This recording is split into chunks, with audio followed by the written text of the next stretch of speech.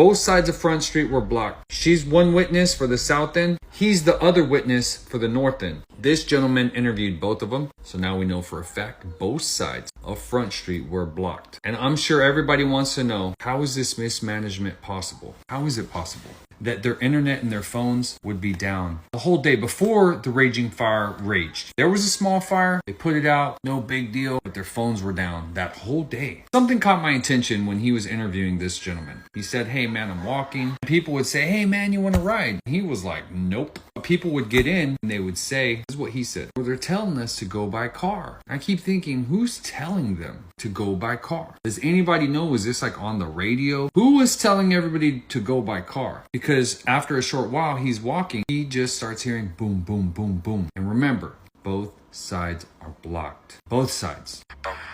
And I keep walking down the highway and I look behind, no cars are coming out. I walked all the way to Waikuli Beach, still no cars coming out. And I started hearing boom, boom, boom.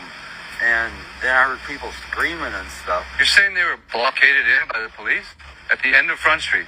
I was in my truck going to check on some customers' properties, and all of a sudden all the roads were being blocked off right in front of me, and from the cops, and I would go to the next street and that would be blocked off, and the next one, and they just blocked everything off, forced everybody down on Front Street, in which... So you got corralled onto Yes. Front Street. You Yes. started on Honopilani Highway. Yes. And you ended up on Front Street. Yes, couldn't go anywhere. They just said, go north, go north, go north. And then when we got on Front Street, the embers were coming over the buildings and landing on our vehicles. And we're all in a line trying to get to the end of Front Street to go north, like they told us to, not knowing that the police blocked off the end of Front Street so nobody could move. And then everybody panicked, and they all started everybody went up on the sidewalks and through yards, took out the other lane. And then all of a sudden nobody could move anywhere. So all I did was try to inch my way over to another yard and drive up through a sidewalk, come back around, and then the cops were moving around one exit, so I ended up getting up on the highway, even though they tried to direct me another way, and then I hightailed it to home. So you basically had to climb up on sidewalks and go against what the cops were telling you could do. You had to break traffic laws, essentially. Basically, yeah. All right, I'm not saying it's a bad thing. I'm just saying the only way to do it was to cross that line, essentially. Yeah, because nobody could move and nobody knew where to go, and I said, I'm getting out of here no matter what. Right. I went. And then they started following me.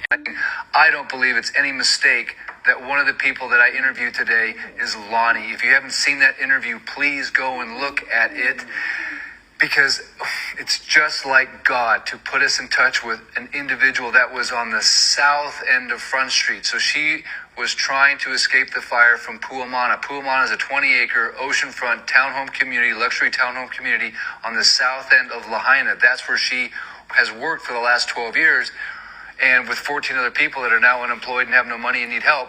But ultimately, she was trying to leave, and by her own eyewitness testimony, she exited Puamana, and to get to the highway to escape Lahaina, you would just take a right, and right there you're at the highway and the south end of Front Street, and you could take a right and you'd be gone. You'd be out of Lahaina.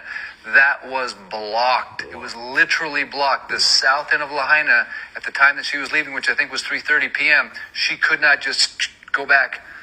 She couldn't leave. So then she was routed up through Lahaina town, and eventually, if you listen to her story, she was able to come back, and she followed a truck that went around the blockade to exit onto the highway and escape.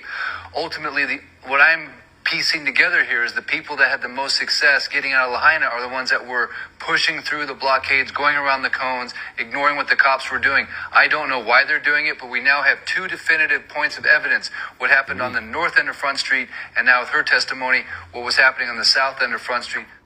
We actually have 3 with her. She has the south, he got the north. So that's 2. And this gentleman exposes it 3. Maybe she followed him out when he broke loose. If you watch his video, it's in my previous videos. You could see he had to break loose from the cops and they followed him. They were trying to route him back into the jam. Very weird, right? So first things first, the gentleman doing the interviews, this is his account. He's interviewing people every day. He said in the video, not this one. So he's doing a great job right now. I'm going to tell you why, because you're saving their eyewitness testimony. on film. It's good for their memory. It's good for documenting. You're doing great. You're interviewing people because people deserve the truth. And a lot of people got to wonder how all these coincidences lie out. Like, how is it possible? Their phones were down the entire day before the fire kicked off, before it was like a blaze. You know, they have no water. The water was turned off. So no ability to fight. Then they didn't alarm the sirens. With all these testimonies of people being circled around, not being able to leave, being rerouted from the highways in, blocked on both sides of Front Street. And then, not to make matters worse, FEMA comes and literally is holding up their supplies. Local Kanakas were showing them, hey, they're holding up the supplies. Have you seen that picture?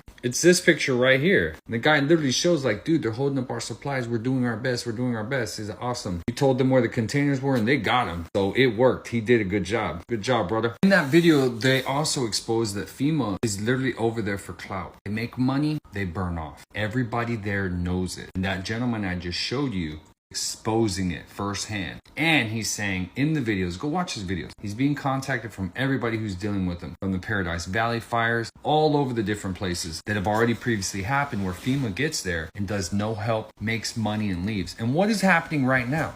FEMA is staying in $1,000 a night hotels right now. That's why nobody can find them. They're staying in hotels that cost $1,000 a night when they're only giving the people a one-time payment of $700, making them jump through hoops. So here's how we do it. This is the first donation page to the ground roots that I found that's very legit, right? This has a list of families in here, different ways to help, amazing information. It's on Instagram and it's Lahaina_Ohana and then _Venmo. They got the blue check. So make sure anybody who wants to help grassroots down to the people, go here. This is a really good reference for everybody out there. We need to show our support for our fellow men, for our families, our Ohanas. That's how you do it. Not Red Cross, not FEMA. A lot of people want to know, how is all this possible? These coincidences, these things, they don't make sense. All the stuff being cut off, supplies being stopped, all the locals having to go by boat. It just doesn't make sense. Now they're like putting a wall around it. They're not letting any journalists in. They pick and choose which journalists they want in there. They remove refrigerators, the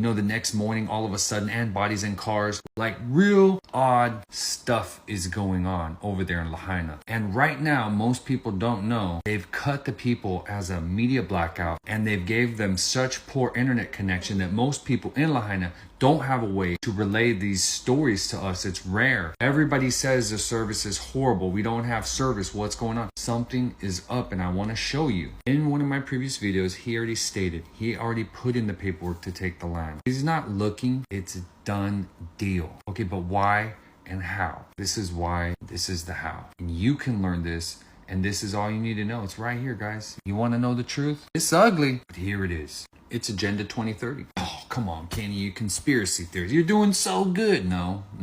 His office did a press release that he is 100% implementing Agenda 2030. Why do you think Governor Green already mandated 100% electricity? This is all you have to type in. Governor Josh Green, Agenda 2030. This story right here was a press release from his office telling you what they're going to do. They're doing it right now. Agenda 2030 is no joke. It's the one where you own nothing and be happy. The simplest truth about him is really easy.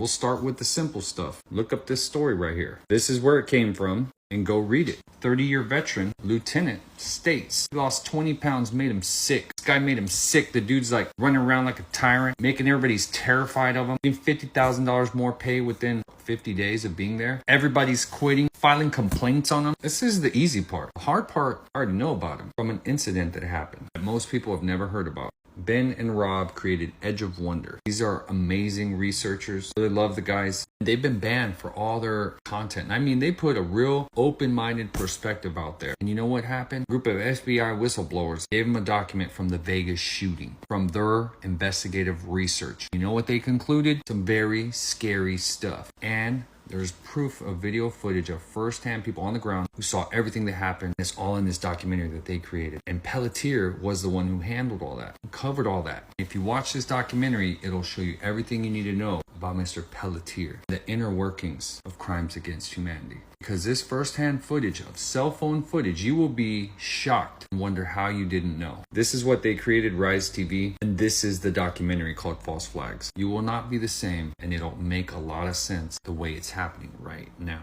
With his Agenda 2030, 6 hours met our needs with the